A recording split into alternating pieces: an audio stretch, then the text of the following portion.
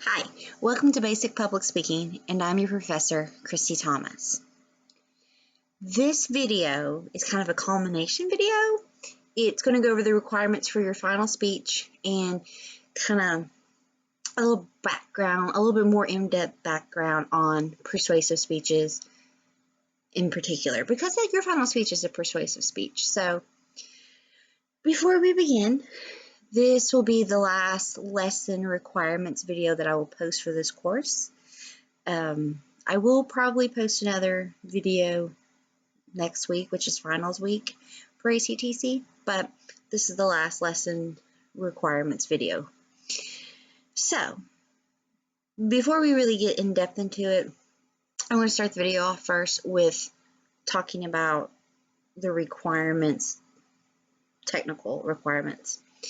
So the length of the speech is about, try to shoot for at least 3 minutes on this video, on this particular speech, which hopefully will come a lot easier.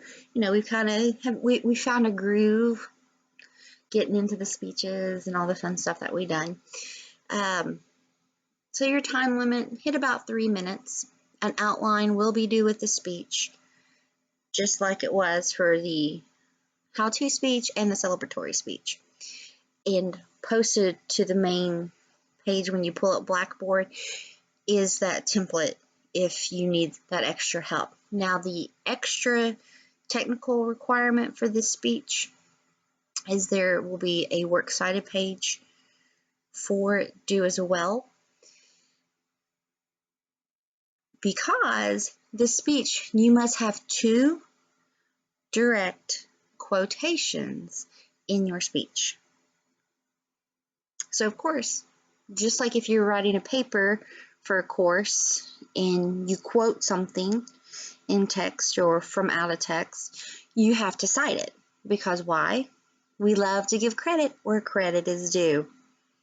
So if it's not your work and it's not your thought, we need to give the credit to whom's work or thought or idea or philosophy or theory, whatever the case may be. Ooh, my hands are moving a lot, sorry.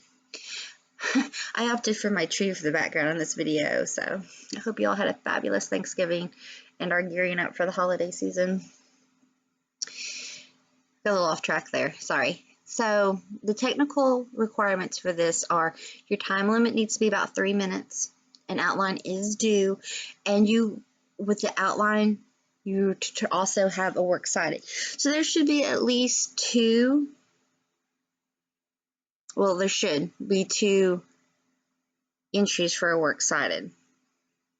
I want the citations, well, the works cited MLA style, which is what's common in high schools and undergraduate work, unless you're in literature or English, and then, or there's other forms that go the APA style, but you don't usually start seeing APA till, so MLA.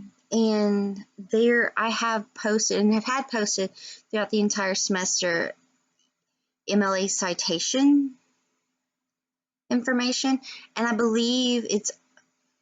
think it's underneath the persuasive speech content folder. If not, it's in the informative, but I do have it posted, and it's been posted for, I actually had it posted the entire semester. And I also know there's sites that you can go to, and it's kind of a plug chug situation. You plug in your information and it chugs out the correct way to cite the source, because there's, you know, sometimes you get the source from an author, sometimes it comes directly from a person, or it comes from a news broadcast or a journal or a website. You know, there's a couple different, there's many venues to get your sources from. Okay, so there's sites, and then there's paperwork. And if you have any further questions when it comes to MLA citation, just kind of message me, and I will do my best to answer your questions effectively as I can without explaining it in person. I just want a works cited, not a bibliography, real quick. The only difference is a works cited is what you actually use in the speech. So say you start your speech off with, I have a dream by Martin Luther King Jr. That'd be a quote, and then you would cite his speech when it was given, all that good stuff. Whereas a bibliography this comes more into play when you're writing, especially when it comes to thesis work, is everything that you possibly looked at. So maybe you looked at 10 magazines and 3 websites and 4 periodicals and 12 books, and you talked to scholars and you read peer articles. So all that would be listed. Whereas a works cited is specifically what you use in the speech. Okay, so we got those technical aspects on it. Let's talk about persuasive speeches, ladies and gentlemen. So a persuasive speech, in a nutshell, the bare bones, the meat, is you are trying to get someone, you're trying to change an attitude or a belief or perspective. And you're wanting to change them, obviously, to align them with what you think and what you feel and what you believe. Now, these can go from smaller, perhaps you're doing a persuasive speech on the best book in the Harry Potter series, or perhaps you are doing a speech on the best beauty guru YouTuber, or the best baseball player in history, or the best football player in history. It can be something like that. It could be, okay, we need to add a stoplight to here, or in this neck, we need to widen the streets. I'm going to use this example. I don't know if you drive in Ashland much, but there's a strip there about the time you're around the Dairy Queen YMCA region, and you drive like you're going to ACTC, that strip through there, but it's more like the Tim Hortons. It's real tight. At least to me, it's tight. So, maybe you are going to a city council meeting, you're like, we need to widen the roads by 6 inches. Each lane, 6 inches. You're just trying to persuade someone, but your topic can get heavier and more in depth. We just had a presidential election, and we heard tons. We're in a little bit more interesting pandemic era, but in a typical political season, you hear quite a few speeches, and they are their policies, what they want, what they feel, and they're speaking to constituents. They want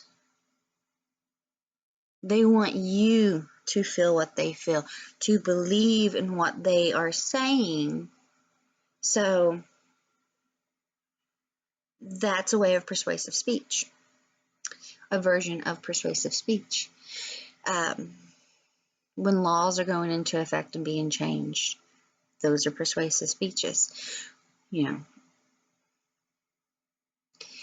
Think of truth commercials. That's a form of persuasive speech. They're giving you statistics. They're giving you numbers and stats on the effects of smoking, secondhand smoke, third-hand smoke, vaping. All this stuff, is used in their persuasive speech.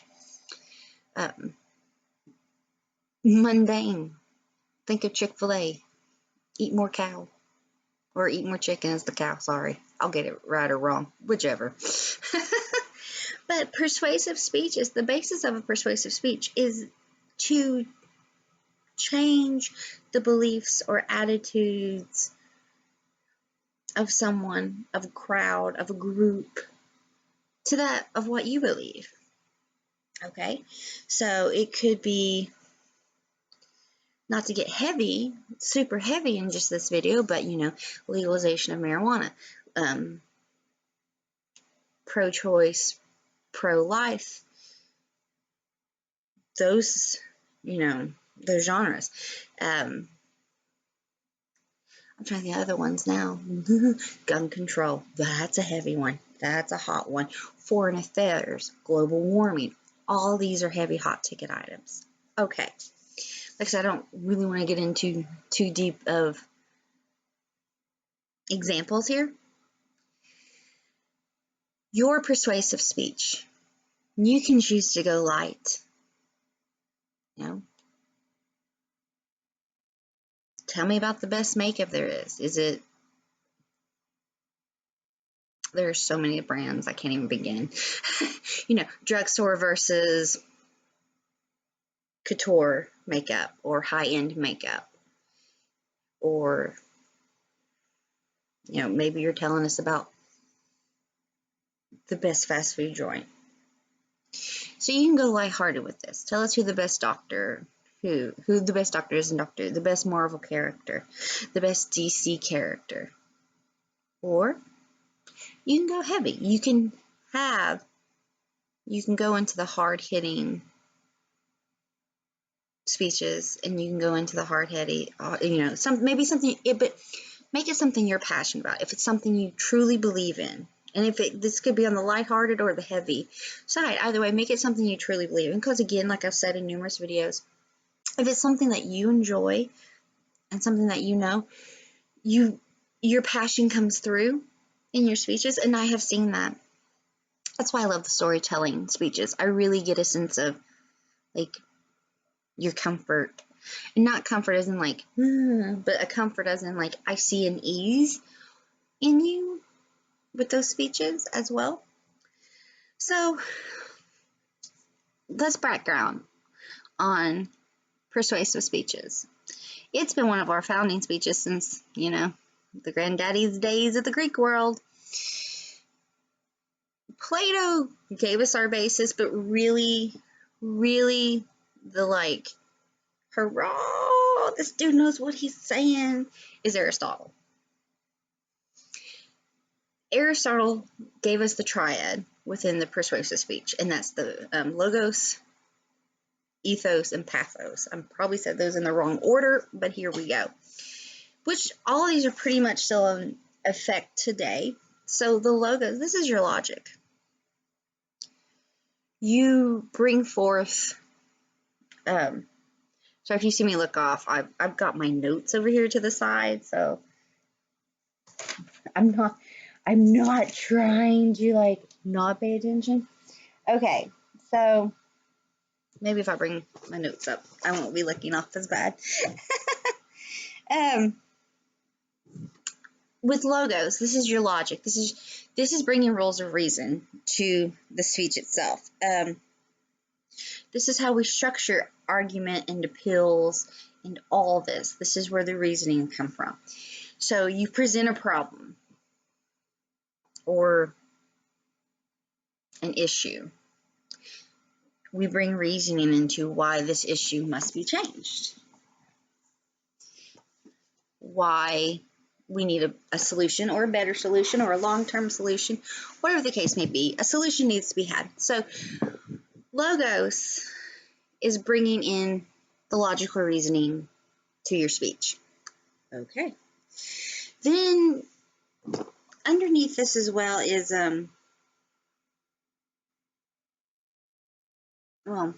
it's logic. Let's see, my notes in my book. Along with logos, we have the pathos, and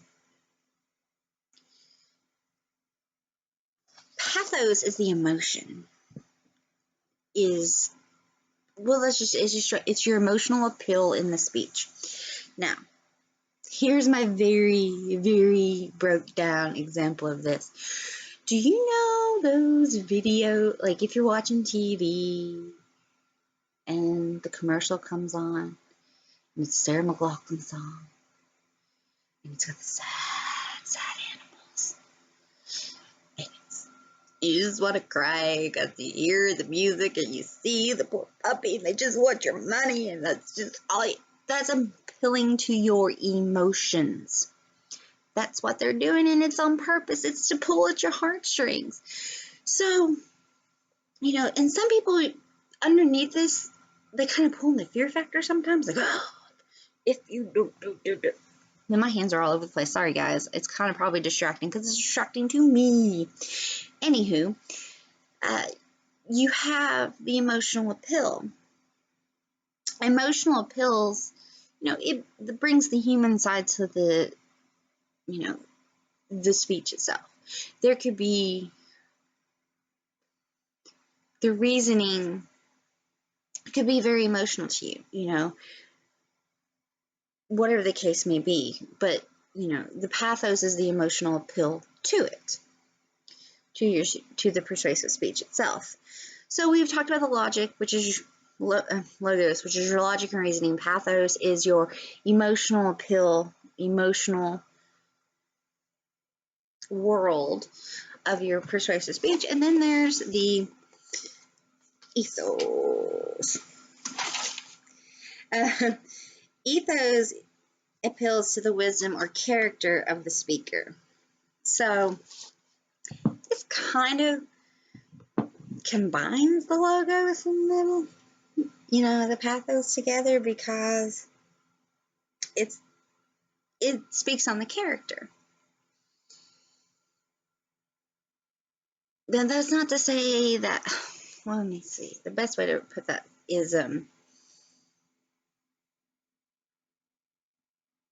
if someone you've known who is a liar and has been in trouble, and they try to get up and give you a speech on what's right and what's moral, you are probably more inclined not to take that speaker seriously just because of their character. And it was kind of like weird how I phrased that, but I was trying to logically think of this.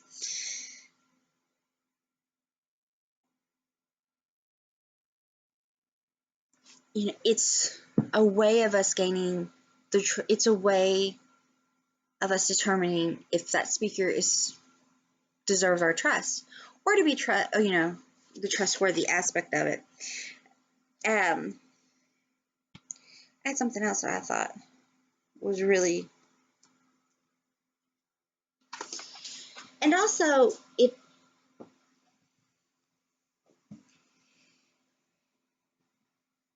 if you know someone, and by know, you have actors and performers and stuff that we know,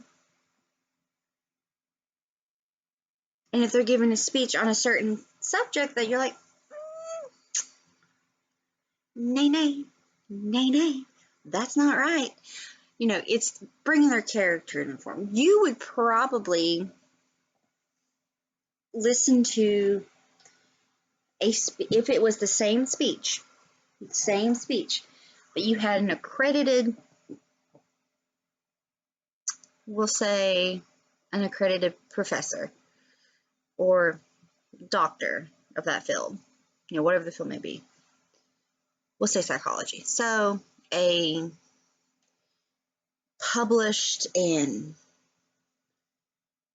known, psychologist who has been in numerous publications, the leader at forefront of their field, of this particular study in their field, if they gave the same speech as per se, I don't know, Katy Perry, on,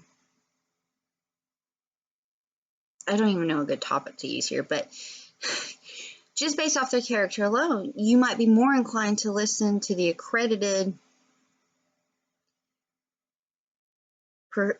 psychologist over Katy Perry. Now, if it was switched and they were doing on stage fright or performance anxiety, well, you might be more inclined to listen to Katy Perry because, hey, she's a performer. This is something that she, perhaps she comes in perhaps she battles. So that's what we're talking about here with your ethos. It's your character. Are they trustworthy, or are they blah, blah, blah. So there's different speeches and subjects that it comes to us because, it's, again, political season, which we're out of, maybe, kind of, who knows. A lot of performers and actors and directors and singers and they're getting more into the political field.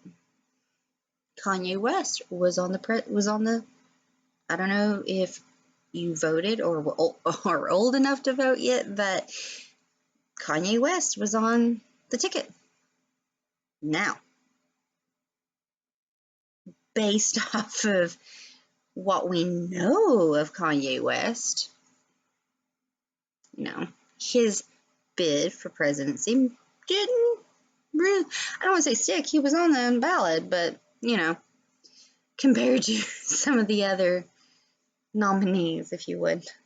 Anywho, that's an in-depth of Aristotle's triad, which we still go with today. You have to think about it. It's basically logic, emotions, your logic, reasoning, emotions, and your character,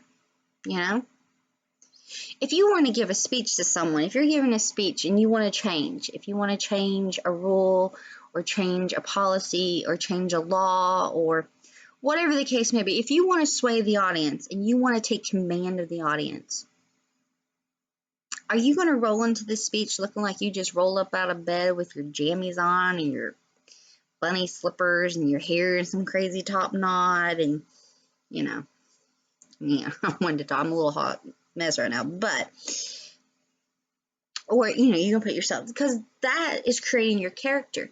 You are wanting to gain the audiences. You want them to know, hey, I'm put together. I got this. Let's have a chit chat. And from there, you move forward. You may bring in, this is why this needs to change or why this needs to happen. Bring in the emotional pill. Perhaps you're wanting to add a stop sign. Perhaps you or someone had gotten in a car wreck because there was a lack of a stop sign. Then you bring in the emotional pill. Back in the day, visitors would come to schools and they tell you the effects of drinking and driving, and some even had the shock value, they would have cough in there. This is where you will end up if you drink and drive. They were pulling the emotional pill, the shock value of their persuasive speech on why you should not do this. So keep these things in mind when you're thinking of persuasive speeches. You have to have your logic and reasoning. You can't just because, I thought it'd be a good idea if we would, everybody decided the new rule is your hair has to be lemonade yellow. Be a logical reason why it's healthier on the skin. Whatever. I'm just making up stuff at that point. So, logic, reasoning, emotional appeal, and your character. This is what Aristotle really created the foundation of persuasive speeches. Way back in the day, and it's pretty much still what we follow today. So what does that mean for us in the realm of our persuasive speech? Let's bring it around, folks, shall we?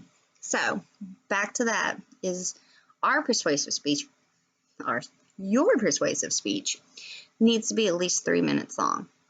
There'll be an outline and an MLA citation or a works cited page will be turned in with your outline. I want to direct in-speech quotations. Now, what do I mean by this? There are different ways to come. So you can give it in the form of a quote from someone, or a book or a show, or whatever the case may be. It can be a statistic. It can be a comparison. Think of listening to news broadcasters on television or on the radio or on your phones, on anything, podcasts and stuff like that. They give quotations all the time. So you can listen to different avenues to hear how they do direct quotations. Perhaps you're giving a speech on racial equality. You could start off and quote Martin Luther King Jr.'s I have a dream speech. Of course, you wouldn't give the whole speech. You give kind of like a little snippet, and at the end of it, you'd be like, in the words of or you would start off to quote Martin Luther King Jr., Dr. Martin Luther King Jr., then go into the snippet you're going to take, or say you're using a statistic. According to the CDC, this number. According to this group, here's this number. According to this book, there are different ways to do direct speech quotations, but you have to have two in this speech. So you can get creative here. What do I mean by that? Perhaps you are choosing a lighthearted subject, and that's perfectly fine. Why McDonald's, or why Wendy's, or Burger King, or Chick-fil-A, or I'm trying to think of other fast food joints here in my head. Dairy Queen, why that one's the particular best one, the best fast food joint. Get creative with your statistics. Where do your numbers go from? I'm sure you can find something on their sites, or quotes from customers, or some kind of statistic, they use all natural ingredients at this restaurant, or this is, uses this, or is an all vegan, they offer more options for vegetarians and vegans, so you can get creative with your quotes, and you can also get quotes from peers or family members and stuff like that. I cannot stress this enough, ladies and gentlemen. Give credit where credit is due. When it's not your words or your thoughts or your ideas or your theories or whatever the case may be, quote it, write it down, cite it. Because you have to have two in this speech. So, I know this is a really long video, guys, and I'm sorry, but I was just kind of pulling in just that chunk meat of, I don't know why I always refer it to meat, but the meaty part, again, here we go, the meaty part of the basis of a persuasive speech. Remember, persuasive speeches, you are wanting to change an attitude, a belief, behavior of someone, of a crowd, of a group, of someone to that of yours. And to do this, we need logic, reasoning. We don't need, but usually within this, there's logic and reasoning, emotional appeal, and character. I know character's like kind of, it doesn't seem like it's in there, but with the character, you're creating the link of trustworthiness, why your audience should listen, why your audience should change their perspective, or why the audience should agree with you. That's, if you get nothing else out of this video, ladies and gentlemen, a persuasive speech is you want whomever's listening to side with you. So whatever that case may be, if you want to tell me that Domino's is the best pizza joint, sell it. If you want to tell me why this character in a book is the all-time best, sell it. If you want to change a policy, sell it. You want to change a school rule, sell it. You want to change the time school, well, if you were attending a person school and a school day should start later, sell it. You want to go for the big guns and talk about hot ticket items, all the different laws, all the different rules, all the different things that we abide by and that people fight over all the time, and it never seems to die down. Sell it. That's all I'm saying here. This is a persuasive speech, and You, the speaker, you need to convince me why I should agree with you. So, in the speech, at least 3 minutes long, 1 outline, 2 direct quotations in said speech, along with a works cited that has the two citations. Again, I have paperwork and all that in document on the on Blackboard, and there's also sites that you can go to that plug and chug this information for you. You just have to have the basics, the author, the speaker, whomever, and the name of the work, and then just kind of, because sometimes you get stuff off sites too. So, ladies and gentlemen, after this very long-winded video, please, with persuasive speeches, just remember you're wanting to change an attitude, a belief. You want the audience to think what you think or feel what you feel, so sell it. If you have any questions or concerns, please feel free to reach out to me and I will get back to you as soon as I can. Again, the requirements is on Blackboard under the syllabus header for documentation. Underneath the persuasive content folder is both the lesson learner reviews on persuasive speeches and arguments. I didn't really touch base on that, but not arguments, it's let's fight. More just like the basis of arguments of the tip for tat. So there's learner lesson documents and PowerPoint presentations. So if you get a little hung up, kind of check those out. If not, message me. Persuasive speech, 3 minutes, 1 outline, 2 direct quotations, 1 works cited page. All this will be due by next Friday, which is the 11th, I believe. I'll double check that. By noon. I know it's a different time and date than what we normally do, but next Friday is the last day of final exam times for ACTC, and I need to have time to grade and submit your information. Thank you guys so much. I hope that you have a wonderful week and that you stay safe. Bye.